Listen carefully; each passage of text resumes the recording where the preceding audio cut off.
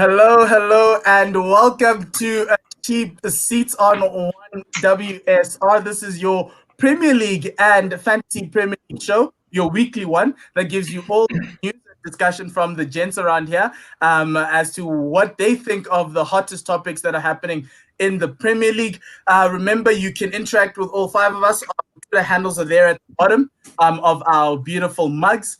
And also you can interact with us as well with One World Sports Radio on these platforms. Most importantly is the one at the bottom. Please like and subscribe to our YouTube channel, and you'll get notifications around the Cheap Seats and any other shows that we're bringing on. The cricketing season is starting, so we'll be bringing a little bit more shows onto the platform.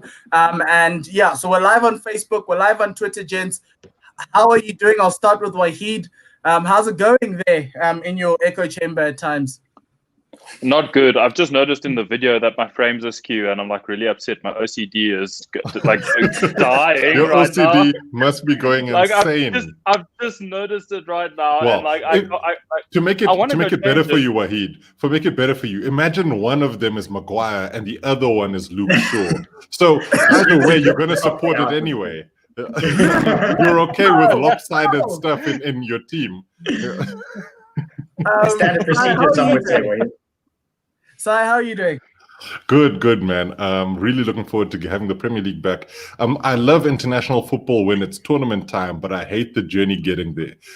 It's just not as entertaining. And at this point, with a pandemic on, it just makes zero to no sense, especially with so many players coming back testing positive. It's going to be worse than Chernobyl. But we're going to talk about the whole testing positive and not positive. But Dean, how's it going there in Spursland? No, fantastic. It's had a riveting weekend of international football. Stayed up on Sunday evening to watch England, Belgium, and then after a minute I realized why no one watches international football, and then turned it off and went to bed. So great times, but looking forward. No, yeah, we don't talk about that. But it was pretty cool to see Harry Maguire get on the score sheet and be captain of England in the game before that. So I enjoyed that. Okay. AB, how are you doing in the zebra situation?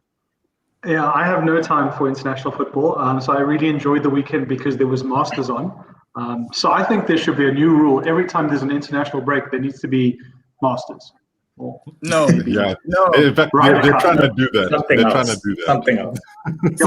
Next international break. Yeah, man, it was good. Yeah. Well, on my side, it was good to see Bukayo Saka get a Man of the Match award. So that was very nice. But let's go into the topics for the week. International week and all the games around so far in this COVID year of our Lord 2020. So many situations, so many issues. One of them is the fact that there's so many games. People are, it's the first time I think I've ever watched European football that we've had midweek games and weekend games from the moment the season started. I think we've had 7 weeks between the end of the season to the start of the season, when normally would be 12. But now all of a sudden, the question I'm thinking about this whole thing is, with the rise in injuries, I think it's a 12% increase, was a 26% increase in injuries from the start of the season compared to last year. Did anybody ever consider the welfare? I'm going to go to you, Wahid, because I think you are one of the guys who's been hardest hit by either players having COVID or even getting injured. Did they consider the player welfare, or was just money talks? Yeah, I was about to say that. I think that football is dictated to by money these days, and the economic side of football is more important than anything else to a lot of a lot of people in suits who organize the leagues that we love to watch. I think that if we had to take economics out of the equation, looking at the COVID situation right now in Europe and around the world, I doubt we'd be seeing much football. Britain is going into a lockdown. Most of Europe is having second wave spikes, and if it wasn't for the money involved, I doubt we'd be seeing sportsmen on the field. Having said that, through this time, I mean, it is very, very nice, very a nice escapism for fans like us to be able to watch football. In South Africa, we're not in a lockdown, but I mean, for Europe, they're in a lockdown, but a fake one. But it's still nice. And I mean, I think, yeah. We're still in a lockdown, buddy. Yeah, you might have got it by now. You have to wear your mask. Listen. I mean, the rest of us are lockdown. The rest of the world goes this way, and South Africa's like, "No, we'll catch you." Like, we are not in a lockdown. Go to the malls, man. I've been there. I'm just saying officially, you know. Okay, back to the football side. I may have tried to get into Babylon. Not even upset. I got kicked out because I was wearing slots. I was like, wait, but there's Babylon in the Bible. Side. That's a very different kind of Babylon. Very different Babylon. All the same, actually. Depends on So, Cyrus, different all the time. Yeah. So let's get back. So Cyrus, with this scheduling nightmare, I know in other sports around the world, there's a players' union, like in the NBA and the NFL in America. There's a players' union that kind of also works with scheduling, and that's what's happened over what we've seen in the US. But in football, it seems as though the players are taking it as it is. Is it a case of just saying, look, guys, just you're getting paid millions, just shut up and pay? Or, you know, there's that argument where they're also human too. They are bound to break down. And this is what we're seeing right now. Liverpool is down to, I think, Gini Wijnaldum and I think Diego Jota, but he might have COVID when he comes back from port international duty. So, like, what must happen? Like, can the players say, I don't want to play? What goes on? Look, to you know, really butcher the quote, F them kids. I think basically what you're finding is that the league is saying, we've got bills to pay. You guys have to make sure that you do your jobs. And so we go out there. In England, there's no such thing as the collective bargaining agreement, where you've got the league, the players' union, and the broadcasters sort of all coming together. There isn't a pool of money that everybody sort of shares from. The clubs are left to their own devices. And so that's one of the reasons why you'll find that, in essence, clubs like United, Chelsea, Arsenal, Spurs, Liverpool, Man City will all be pushing to have some sort of football being played because it boosts their coffers. Now, on the other hand, you might have a team like Burnley saying, well, hang on a second, we're not just injury, there's also COVID issues. We can't necessarily field teams. So at that point, then the rules aren't necessarily fair for everybody, because then, as much as Liverpool are really hard hit at the moment because they've lost a heck of a lot of players. I mean, injury is basically saying, we gave you your year, Liverpool. We gave you your year. Now it's time for the rest of us to enjoy. They've got COVID, there's injury problems, all of that stuff. So I think the thing is, Liverpool can still dip into a fairly talented reserve and youth team. Whereas what do Fulham do if they're in the same situation? That's a very interesting question. Here's something that's important, I think, when we look at the leagues, and I'm going to ask Dean this because his team seems to have a fairly good enough squad. They're not Fulham-like, even though some of us think they are. Are Fulham not bigger than them? To be a champion, they could be. To be a champion in London, who knows?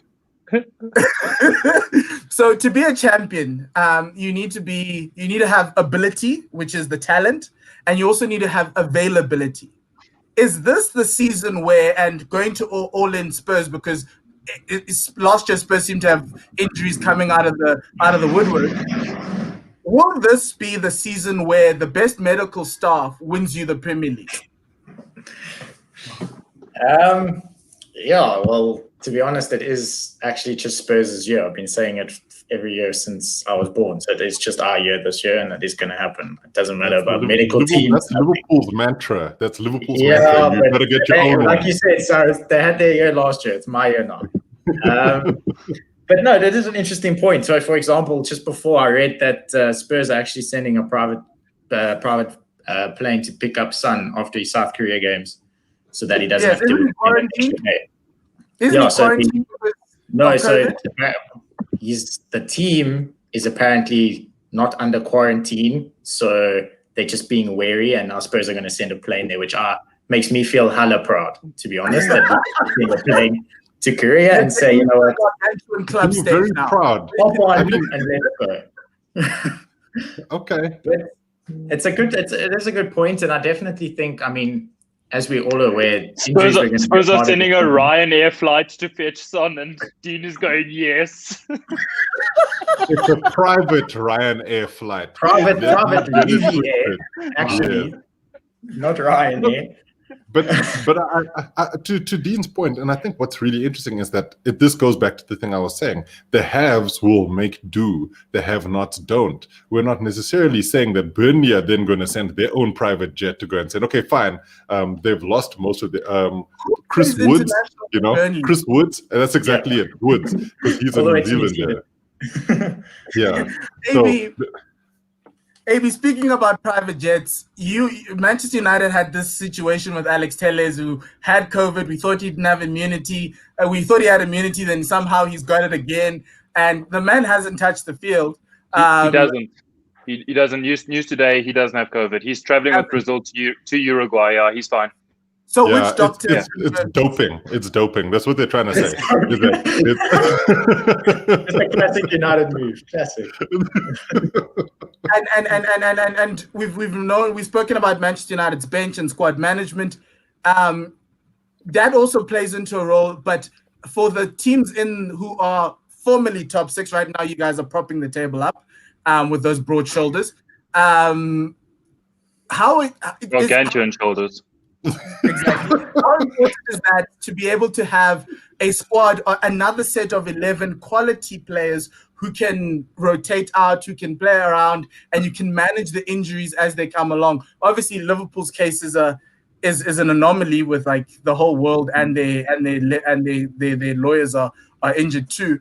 But how important will that also come into the reckoning coming down towards the end of the season? Look, I mean, we talked about it, last week, where it's not even about the end of the season. It's about now going into this Christmas period. Each team's playing, I think twice a week. 1 million games. Yeah. For the foreseeable future. And it's going to be very difficult for the smaller clubs, your Fulhams, your Leedses, your West Broms, your Spurs, to keep up to full fitness for everyone. I'm actually quite grateful that United have a huge roster. Same with Chelsea, same with City. City probably have the biggest roster in terms of quality. But I'm a little worried that some of these players are not mentally and physically where they're meant to be. I mean, we haven't seen a guy like Dan James play for the last 3 games. We haven't seen Marcus Rojo play since the 2010 World Cup. We haven't seen Phil Jones. Can we please also say, even though he's been on the pitch, you haven't seen Daniel James play anyway. So I don't know if that's really a valid point. Since his debut against Cyrus's team. Chelsea. That's the only game he played. Yeah. Okay. You smacked us, and then that was it. Yes. Can we just talk about Liverpool quick, okay? And okay. I take us back to a few seasons ago, and I think there's something about Liverpool which I mentioned to a few friends, and that's that before Liverpool of last season and the season before, we often saw Liverpool, Jurgen Klopp's Liverpool, quick out the blocks, but start stumbling in and around the Christmas period. And I often said to friends that it was simply due to the sheer amount of running that Klopp expects from his side. That if without a very big squad, when the fixture congestion started to occur in and around November, December, January, Klopp's team started to have a lot of muscular injuries, which was often as a result of the sheer amount of running that he forced his team to do. Now we've got a situation where they've gone 2 seasons quite lucky in terms of the lack of injuries, quite lucky in terms of the player preservation. Now we've come into a new season where Klopp is still expecting his sides to give 170% in terms of running every week, But it's not just a fact of running every Saturday. It's now every second or third day through the season. So I'm not very surprised by Liverpool's players packing up. Yes, we see some of them are like Van Dijk and Salah being COVID, but some of those muscular injuries, I'm not all too surprised by them at this point. With Liverpool and Klopp's pressing, running style of football. The Gegenpress. What is it called, Si? It's called the Gegenpress. Yeah. So we have a comment from Tim, who is watching. He's saying that Gomez injuries, and I don't know who Loop is, had nothing to do with Klopp. Tim is a friend of the station and one of our cricketing journos as well. So he's a Loop. That's a fun one to try and guess. Who's Loop? That's a good one to try and figure out. Yeah. Okay. But Wahid's point is very important here because Liverpool had that break, that COVID break, as they were coming out of that run of games, a tough run of games. They started stumbling, getting knocked out by Atletico in UEFA in the Champions League, and then COVID happened, and it kind of gave them a time to reboot. Well, they got smashed by Watford just before as well. Yes, exactly. And to a certain extent, the one of the things that I wanted to put this to you guys, and we'll bring it through, is with the tough run of games that we've had already. It's decimated Liverpool, and we've seen a couple of guys who've come out flying through the blocks. One of them beat a gargantuan club 6-1, but now say the name. Say the name. And now we're entering the very busy phase of the calendar, with probably even 3 games a week. Tim says Loop is Virgil van Dijk, but I think we'll call him Loop from now on. That's a good name, Loop. So, Dean, Tottenham coming out of this international break with Son or no Son, depending on COVID. You have City, Chelsea, Arsenal, Crystal Palace, Liverpool, and Leicester City before even we get a week before Christmas. So all these 6 games a week before Christmas, before we start adding a whole lot more. With your run up, with your flying out the gates and doing incredibly well, are these 6 fixtures the fixtures that will define your season?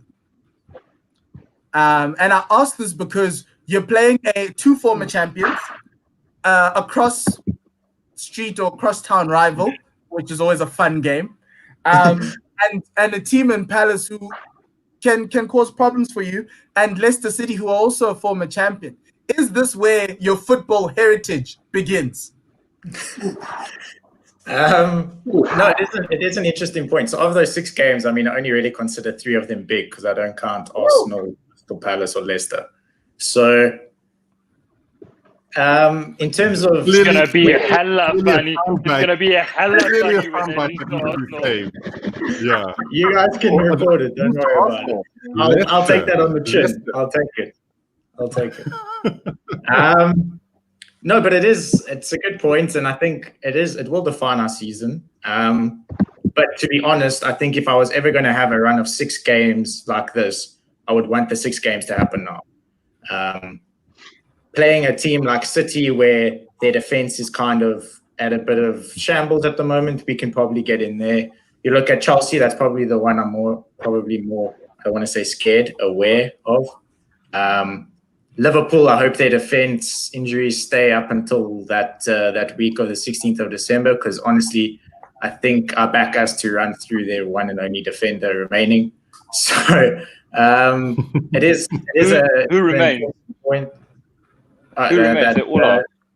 That Greek guy. That's the only one that I actually know. the left back. Yeah. Beware, Reece Williams.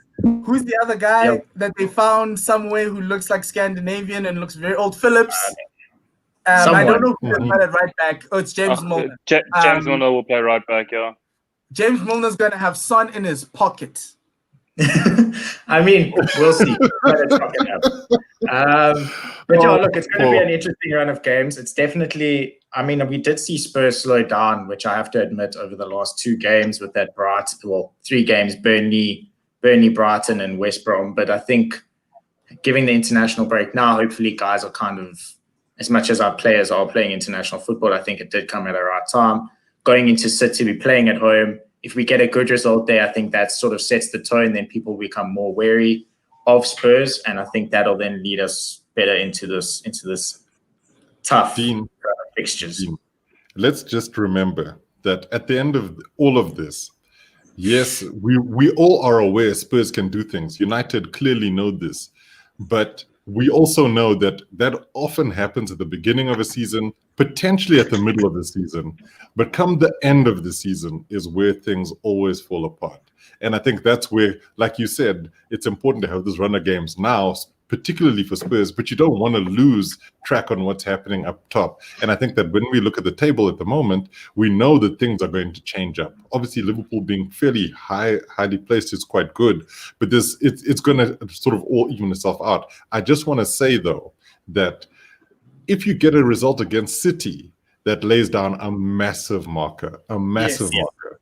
And I think that everybody will then say, okay, fine, maybe they are serious this year, but you've been serious in the past and then not so serious come the end of the season. I want to ask a question about Spurs. I want to ask a question about Spurs and what we've seen with United, where we've just come through our like run of difficult games, ending with that Everton one. We had Chelsea, Arsenal, Spurs. Or we had a few difficult games, and PSG and Red Bull in between that. You forget Istanbul, by the way, but it's fine. Istanbul was a gargantuan. Istanbul. We're not gonna chat about Raphael's club. I still love Raphael. But what I'm gonna ask about Spurs is that with Mourinho using the Europa League to rotate his squad, they still have Europa League games midweek.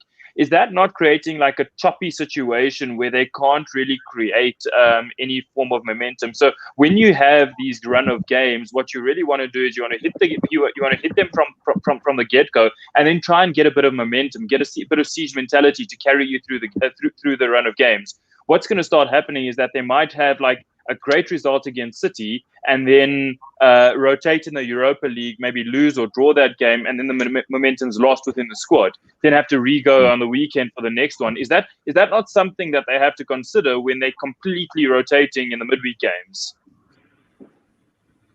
I don't think we do. Well, I hear what you're saying about rotating, but again, the players that you're rotating are not a complete overhaul, because you still got players, you still got Kane, you still got Son, you still got the normal starting 11 that are on the bench that he can call on when, if needs be.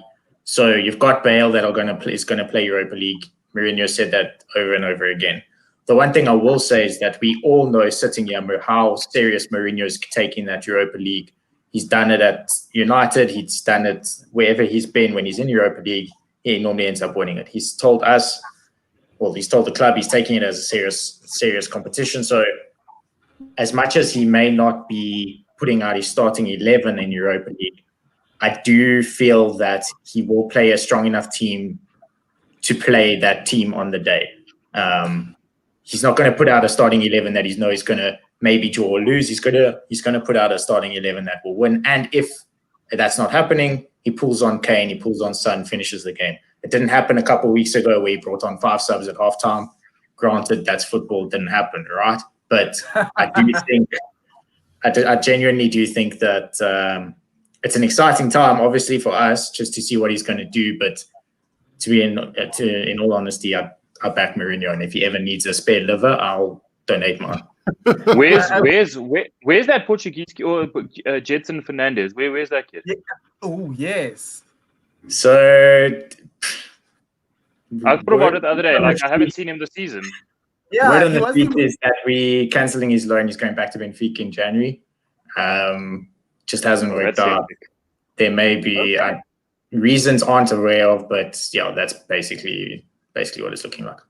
So I think to Wahid's point, I think you saw that in the Antwerp game at Europa League where the first 3 Europa League games were week in and week out, a week after each other, and it kind of felt as though the bigger club managers across Europe were trying to secure 9 points off the bat, just to make sure that coming now into this December season where the fixtures are going to get front-loaded and packed, it makes it a lot easier for you to get 12 points. You've qualified. Even if you come into the group as a second-place finisher, you still might come out with a very nice draw come January. The whole point is just to make sure you get to the end of the European games without necessarily injuries or massive losses domestically, in form domestically, to get it through. I think from a form perspective, it's going to be interesting to see how Mourinho marries the two, because I've seen with him in seasons where he's thrown a competition away. I haven't seen, I think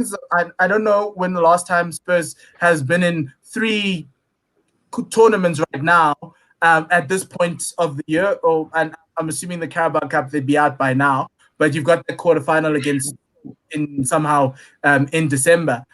So that's going to be very interesting to see, because as Wahid says, you also need momentum. You need to reward guys who play midweek with a weekend game, and also work on that form, because yes, rest is important, but a week's rest is a little bit too much, where some guys, and these guys now are used to playing Saturday, Wednesday, and Saturday again. But no, Paul. We can't at one stage say the guys are playing too much football, and then on the other end say they have to play football. So the thing for me is, and this is why I'm looking at the way Mourinho is taking this competition. He's made sure, and he does this at every club. He tells guys, because remember when everybody says, "Oh, I didn't play that season," he'll bring up all the numbers and say, "Actually, you played 1,000 minutes this season. It was off the bench, but you played your minutes," and that's where he gets the minutes in for all of the players. Where he says, "You're going to play Europa League.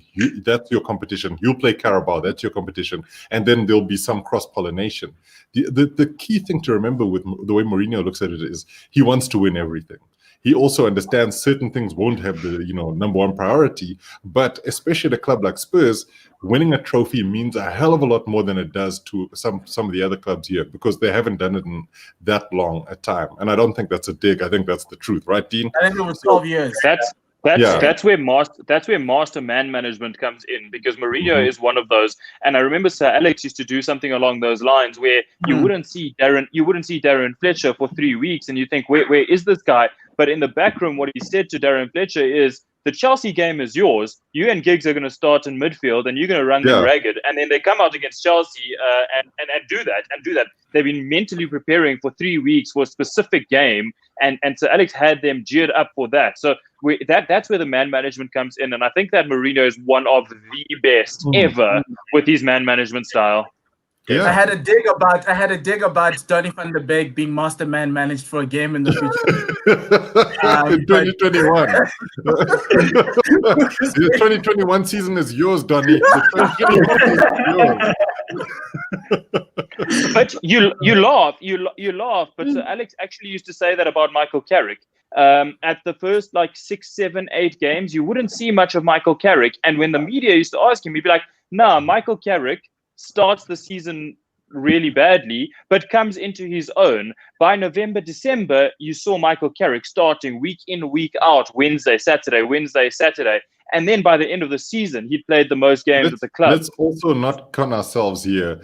So Ole Gunnar Solskjaer is not Sir Alex Ferguson. So as much as I like your analogy there, I'm not sure I'm seeing the PE teacher saying, "Don't worry, Donny, in about 7 months' time, you'll get your start." It's just maybe, because that's what he heard. That's what he's used to hearing Alex saying. So maybe but just remember, if any of you have siblings, right, the older brother cannot pretend to be the parent. You see, so that's basically how it goes, is that as soon as the older sibling starts saying, "Look, I'm dad now," because he's not in the house, everybody else goes, "Yeah, right, look at this guy."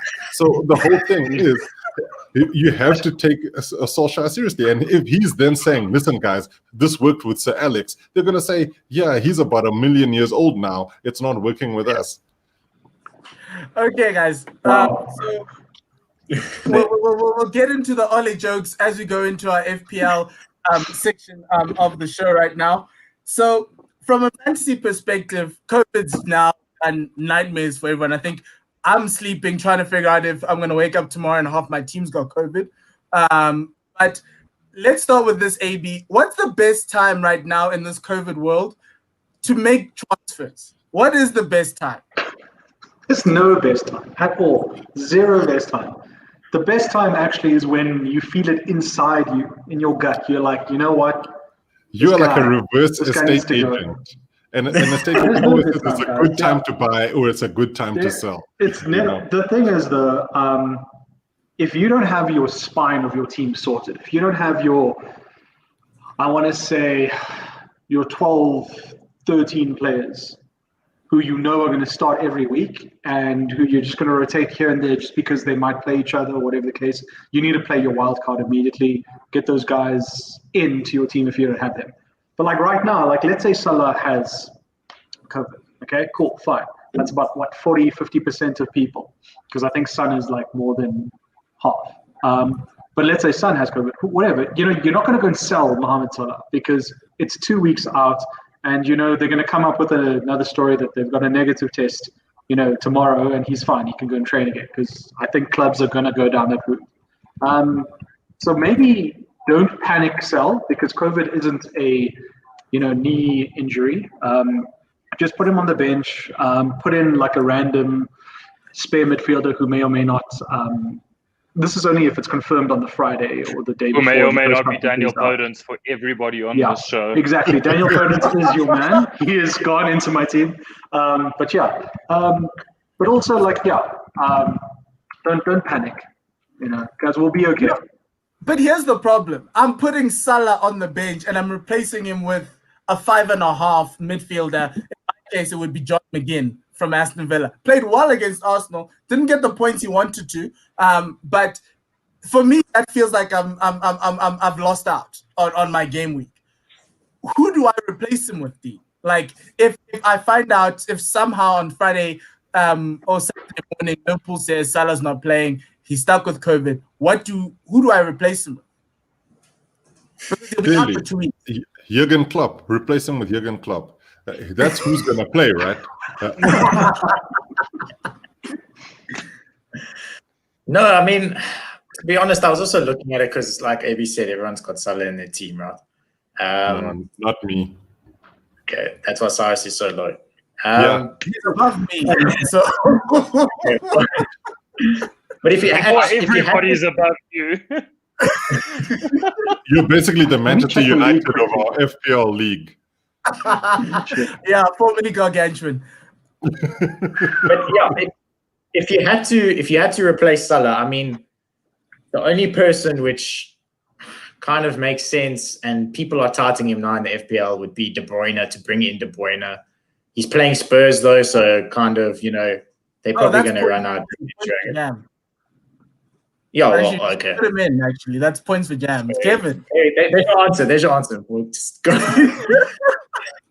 What is lower than Cyrus? I don't understand this. I mean, I wasn't going to be the one to say anything. But, So then, Wahid, is there a case to bring in a Bruno Fernandes into the side if you don't have him? Because I think a lot of people sold him because of what Manchester United were doing. But is there a case to bring him back in?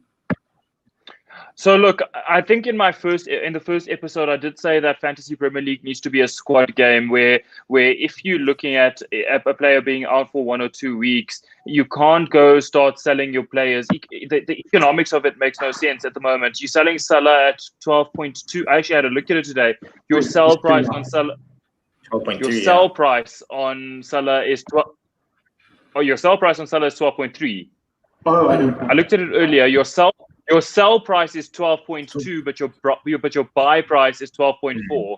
So you're going to lose money by selling Mohamed Salah. So that's why I take you back to the first episode where I said that Fantasy Premier League is a squad game. If you're losing a player for 6-7 weeks, 100% go make the transfer. Go make the transfer. Even if you need to take a 4-point hit then to try and get your squad looking good, that's worth it in the long run. But if your player is going to be out for a week or even 2, I'd suggest holding back on that type of transfer. It doesn't make sense to be losing money on a transfer where you picked a player on a bench for the reason. You're not picking your bench for shits and giggles. You're picking your bench to come in for a situation like this. So I would suggest holding back on transferring out Salah.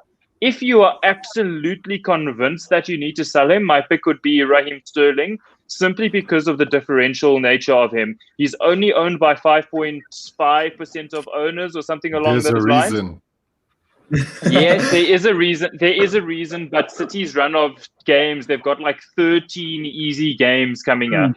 They have the next one's tough.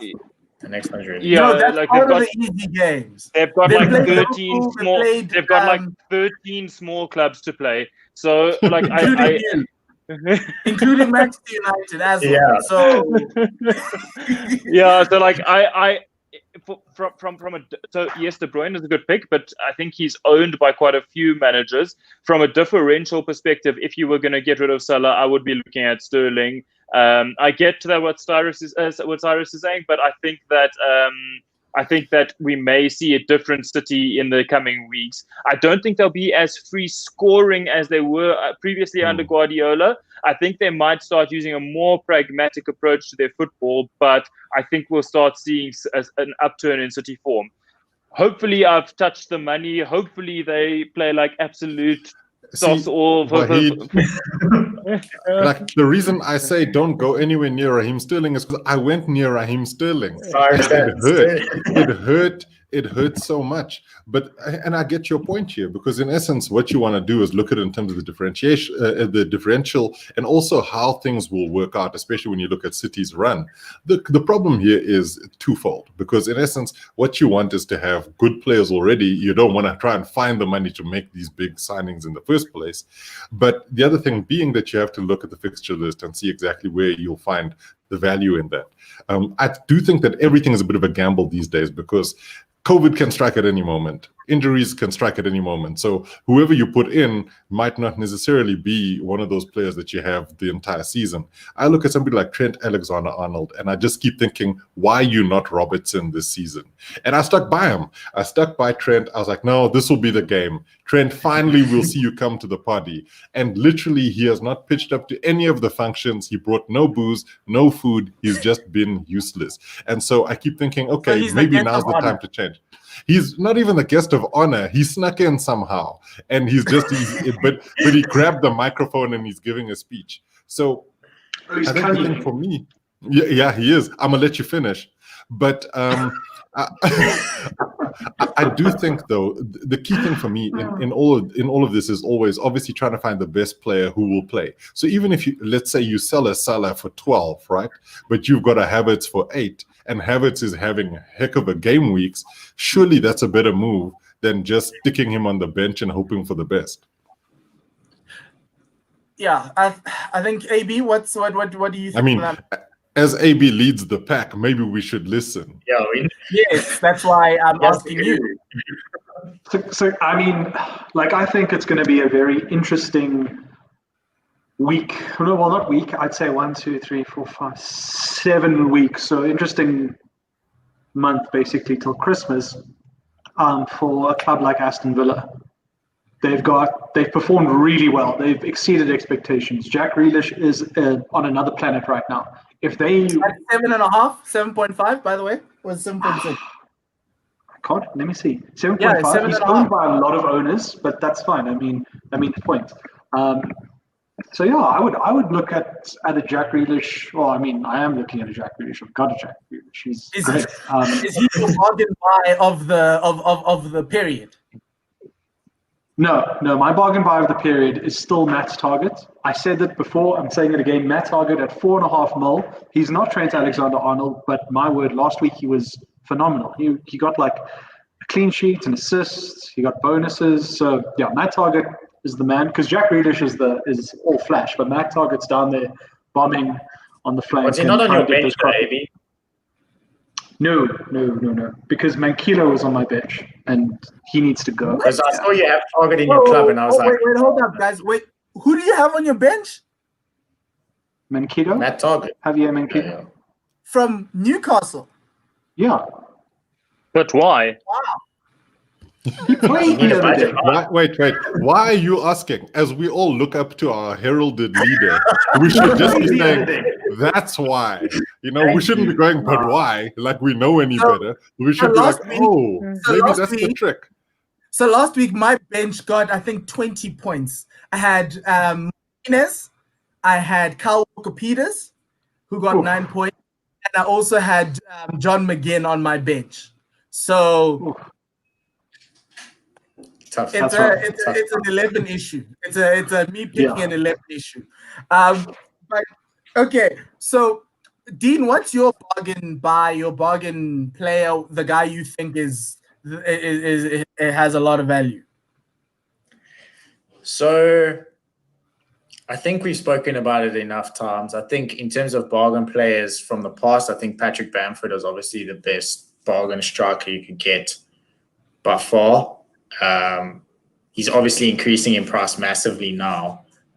So as people, especially after that hat-trick he scored, so it's going to get a bit tight there. But I also think someone, if you're looking at defenders specifically, Lamptey was definitely one of the guys that shone far above what anyone was really expecting. I know Cyrus said, but he's been good at Chelsea for a long time, so people should know that.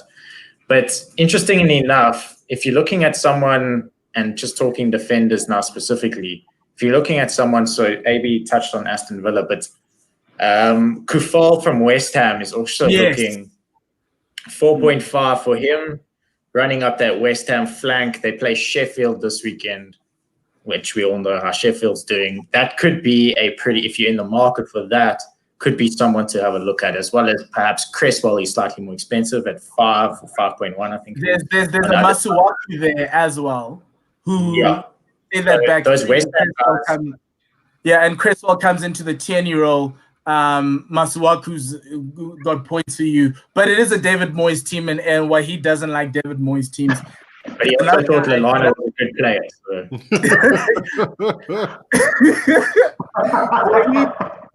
Are there any guys that people should be looking at that have had some nice season starts, but they bargains as well? Yeah, look, I've kind of gone back on my thing about centre backs because I found a bit of value in Max Kilman of Wolves. Started off at 4. He's up to 4.3, so he would have made a bit of money there. And he's starting week in, week out. He gets clean sheet points, and funnily enough, if you're looking at the at bonus points, he's hitting up on bonus points almost every week at the moment. He's one of Wolves' standout players. So I think there's a lot of value to be found there if you're looking for a bargain basement defender. He is my bench option for defender at the moment. I think there's value there. With regards to Lamptey, I think he's playing really well, but I'm not sure he's transferring that into many FPL points at the moment. He looks like $1 million, but he's not the type of player who I'd be picking at this point, simply because Brighton don't keep that many. Because he's basically a YSL belt at the moment, keeping the pants up, but really, what's the point? The problem is Brighton have started and get have now started Lallana and Welbeck up front, which kind of just defeats the purpose of having a Lamptey on the right. Other defender, if you're looking at centre backs now, and that's the other question: are centre backs now back in style? Tyrone Mings at 5.3. Yes, it's 5, and AB doesn't go for defenders at 5, but Tyrone Mings. If you want a guy who can anchor, could be something if this Aston Villa train is going to go as far as we thought it'd be falling off, but it's not. His other centre back partner in Konsa at I think 7 right now, getting the same amount of clean sheets. He's also a threat in the box. Has scored a goal already this season. Is somebody I think maybe people should look at. So in the midfield, is there anybody that you're looking at that you're like, okay, this guy's a bargain? Midfield's a little bit awkward because what is a bargain in the midfield? Is it 7.5 below, 6 below? Like, does anybody have? As you know, I don't know what a bargain looks like, but I'm going to start with defense. And there's one player nobody's mentioned, and he's actually racking up points quite nicely, is James Justin at Leicester. He's been a really good player to have in your team. I've had him for a while. He's scored something like 38 points so far this season, but he's also comes in at 4.6. So, when you look at it, I mean, that's a massive bargain from a defensive perspective. I thought that some of the Leeds defenders like Ayling might do something, but the problem has been they just haven't been able to convert a lot of their good play into point scoring, and perhaps that happens soon. But the problem with Leeds at the moment is their fixture list is looking a little weird. But you see, what is a bargain in midfield? If you're going back to defense, there's also Aaron Creswell, who's done really well so far this season because he's on set piece duty. And with Souček, with Souček in the box, you almost think that David Moyes has found his new Fellaini there, and so you have the whole idea of Creswell just trying to put it on Souček's head, and I mean it's Route 1 football, but it's effective at scoring points for FPL. So there's two little players who formed a nice little partnership with each other in Creswell and Souček. A nice thing about David Moyes players from you heard it here first on Cheap Seats. Speaking about set pieces, Dean, James Ward-Prowse has always been, I think for me, he's either in or out of my team. I know he takes set pieces for it, but sometimes he looks very amazing, but it doesn't convert. In the Southampton side that are playing a very fast-paced type of game, and he's the number one guy for set piece. Is James Ward-Prowse now, is this the season for him to get, I think, his highest ever haul? But is he also a bargain at 6? Yeah, I think James Ward-Prowse has been a great player. And I mean, some of that whoop he gets on those free kicks is insane. Some of those balls that he's putting in the box, those free kicks, he scored against Spurs a couple of times where I hate him with everything I have. So it's definitely a player to look at from a Southampton point of view. And I think he is coming to his own now.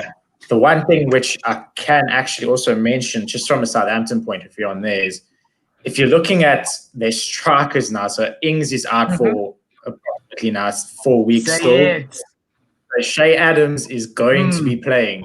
And he's the only one that you can really see is going to be leading that front line. They play a small team, Man United on the 29th of November, so they can probably run 7 goals. That's a triple captain moment right there. And they've got Brighton and Sheffield. So you're looking at Shea Adams at about 6. You're looking at Ward-Prowse at about 6. So I think both have got goals or assists in them. Just kind of depends if you're looking at a midfielder or a striker. Yeah, definitely. There's a lot of hidden players, I think, right now that we kind of seeing come to the forefront that you can try and find value in. AB, I know that you've got James Rodriguez in your team, unless if you've already sold him last week for Grealish. For Grealish, so you went for Grealish. In that decision, consider Wilfried Zaha by any chance? He's having a very great season higher up, and Wahid spoke about him 2 weeks ago. Yeah, I know. We spoke about Zaha. Yeah, look. I don't know why. I just have something against Wilfried Zaha. I don't know. It's just a personal thing. I don't feel like I get a lot from him. I want to make a very naughty comment, but let me save David Moyes' blushes here. But yeah, I don't know. I was very tempted with. I was very tempted with Wolf, but I just had a feeling that Grealish was going to turn on the show. Considering the fixtures that Villa were going to have, I think I made a long-term decision. I think Palace have very hard fixtures coming up. They've got Poole, I think, in a couple of weeks. They've got Spurs. So it's, I'm not sure about how Palace are going to perform. That being said, though, Roy can go and do some magic, and then they can go and rock Poole 4-0. It is. There's actually not much between Zaha and Grealish at the moment. If you're comparing like for like, I think Grealish is listed at 7.5 and Zaha at 7.4. But if you look at the form rating, which FPL can give you, I think Grealish has 6.2 and Zaha has 6.3. So if you're just looking at recent form by those two, it's not actually much of a difference, even though the headlines have been about Jack Grealish. Well, it's I think for me, it's just it's English media and Zaha's Ivorian. So like, what do you do? Quick maths. Didn't he have a Scottish lover? That doesn't matter. Yeah, that totally counts. That helps. But just to that point, because I think we're still talking about bargains and what have you. Scottish lover point. I always think, well, not that point, though. Who knows? We keep overlooking Leicester in all of these conversations, and we're not expecting them to win the league. But the thing with Leicester is that they keep getting points, as Arsenal have found out. And a player like Yuri Tielemans is always there or thereabouts. When you look at his form, when you look at his price, fine, he's not an attacking-minded player every single game that he's played, but he's still racking up a lot of different... let's say he's getting a lot of points where he can. And I like trying to put Leicester players in, though I'd prefer a Harvey Barnes or James Maddison, who also burned so bright for a period of time and then is just gone off the boil. But I think that it's worth keeping in mind. Leicester do have some players who can do things. I like Harvey Barnes a lot. I had him at the start of the season, and I think I might have let him go too soon. He's a really good player. Like, forgetting FPL stuff, I think that he's destined for bigger things than Leicester. He's still a young player, and I think there's a step up in his career at some point. I think he might need a medium step before a big step. So somewhere like Spurs might do him well. But or United, because that's as medium as it gets. I think he's destined for a big club. Yeah, I agree with you, Wahid. Yes, and if you look at Leicester's next 4 matches, they've got Liverpool, Fulham, Sheffield, and Brighton. So there is a case to look at the Leicester players. For me, in Leicester, it's always been either one of the wing backs, Justin or Castagna, and then Harvey Barnes has always been a guy between him and Vardy. Somehow, somewhere, I need to have someone of those guys. I think that's where the attacking axis is, as AB goes a little bit AWOL now. I think we've hurt his feelings with the moist comments. He's feeling a bit moist. Well, he's back now. We'll ask him if you've hurt his... Oh, took him off again. But did we hurt your feelings, AB, that you ran away? No, I thought my video was frozen, so I was like... Oh, okay. But what I was just saying is that Leicester's obviously got the guys, and I think maybe even from a captaincy perspective, which is the last question I'm going to ask you, a Jamie Vardy for these next round of games is a good option as captain. Son, you've got COVID questions. Salah, you've got COVID questions. But I know you guys pick your captains at the last minute, so they'll always be in the reckoning. Is there anybody that you're considering this weekend from a captaincy perspective? If you look at the fixtures, I'm not sure. I think the Gargantuan Club's got a nice, tasty one. Yes, it's West Brom. So that Gargantuan Club playing West Brom. I triple captain Son last week and it burnt me. Yeah. So don't go. But how about triple? Finally, but finally, AB could be right. Maybe this is the week to triple captain Dominic Calvert-Lewin. Perhaps. Who are Everton playing actually? Fulham. Yeah, Fulham. Honestly, guys, I would hold back on those triple captains for now. Not that Dean can.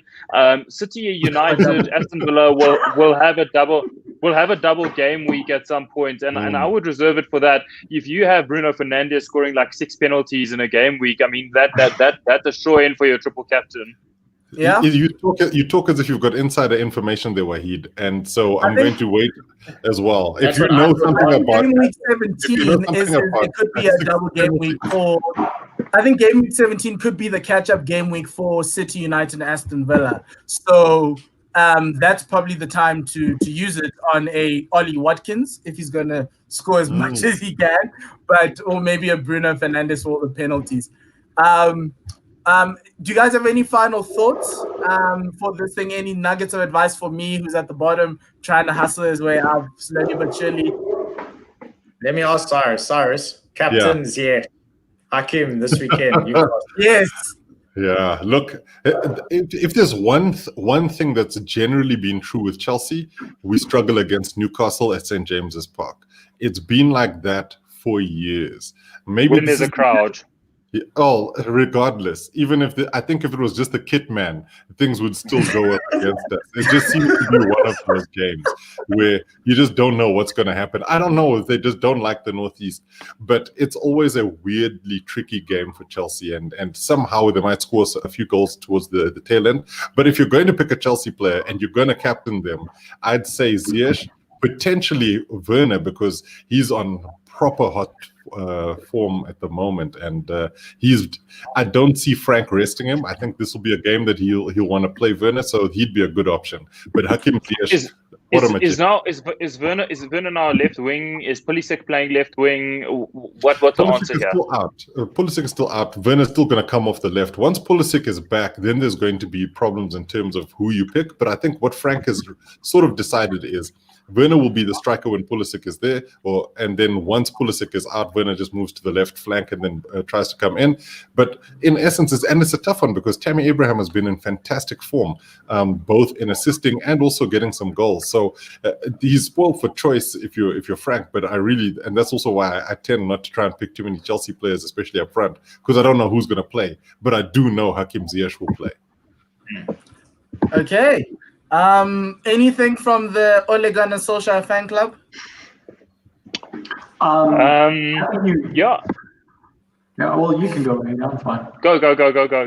Oh no, so I'm honestly thinking United. That's also on his coaching style right there. Go. No, you go. No, carry to McKenna. No, you want to go? No, it's fine. I'll go. It's fine. No, I mean, I think if United are going to come right in the season, it's going to be now. Otherwise, Ollie's going to get the sack before Christmas. So hopefully we'll see Donny van de Beek starting a bit more. Hopefully see the French Paul Pogba and not the Jose Mourinho Paul Pogba.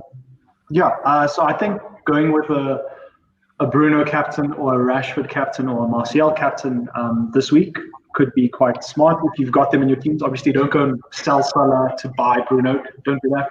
We talked about that. Martial hasn't had a shot on target in this whole Premier League season.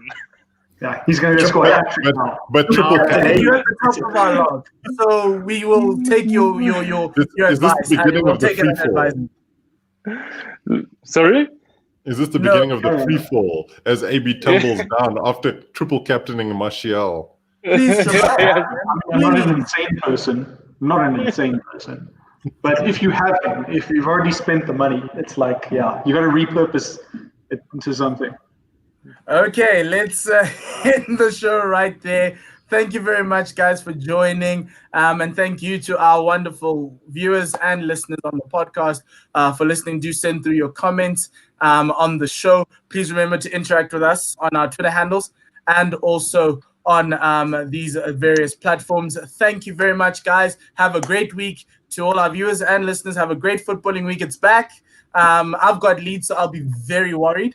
Marcelo could come at me left way or sideways, but we shall see how that's going to go, and we'll discuss it next week. All the best to the guys playing gargantuan clubs and others playing smaller ones.